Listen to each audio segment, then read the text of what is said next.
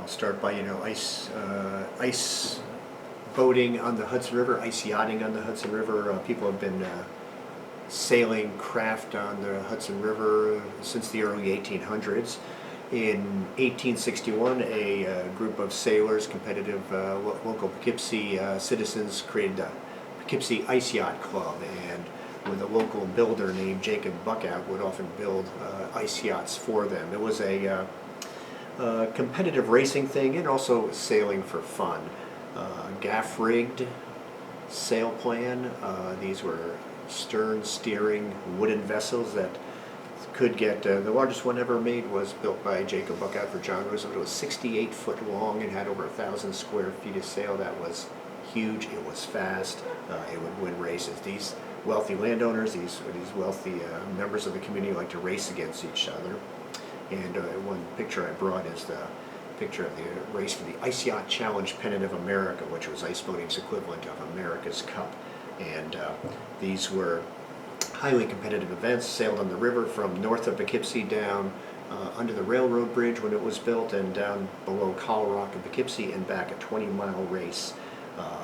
And for the bragging rights of fastest ice yacht on the Hudson, people would invest a lot of money into building the finest craft and the finest materials, nice wood, nickel-plated hardware, cast iron runners, and the best Egyptian cotton sails. So there was coverage by all the big papers of the day, New York Times, Poughkeepsie Eagle, and for these races.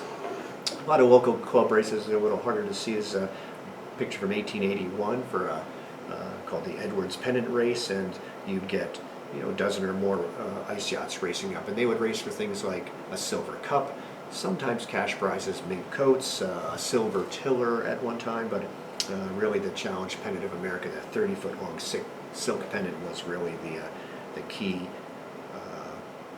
thing that people race for. There was ice yacht clubs in Orange Lake, New York, in New Hamburg, in Chelsea, Poughkeepsie, Hyde Park, up in Athens. Kingston had an ice yacht club. So anywhere the river froze in those days, people got their boats out and sailed. Quickly, in Hyde Park was a big center through the early 1900s. Ice boating died out pretty much in the 1920s. A group of young people got together in the 1940s. This is a group of about 4 yachts off of the Hyde Park Landing, down to where the train station is, and these are some of the local boys who started pulling these boats out of barns after they'd been abandoned for about 40 years, 30, 40 years, and started sailing them for a brief spell of time down in Hyde Park. In the 1960s, some of these same people came back and with other sailors to resurrect the Hudson River Ice Yacht Club, which had kind of gone into dormancy in the 1920s.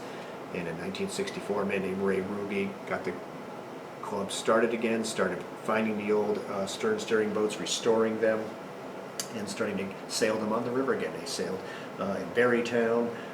We used to sail at Orange Lake, as I mentioned, in Newburgh, wherever there was ice. We're off of Ryan Cliff, and bringing these old boats. And whenever they came out, they attracted people in the area.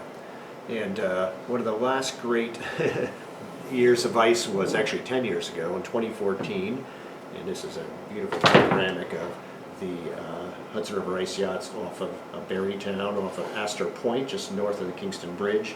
And this is, there was over 20 boats there. Boats came up from far away as New Jersey, from far down as Maine came to sail, but the majority of these are old Hudson River ice yachts that are lovingly restored and cared for and sailed by their members. So oldest boat in the club goes back to about 1870, and some of the newer ones, I like to say, are about 1910, 1920. But the large one here is called the Rocket. That's the largest boat from the Shrewsbury Club down in North Shrewsbury, New Jersey. They brought up their boat they had restored.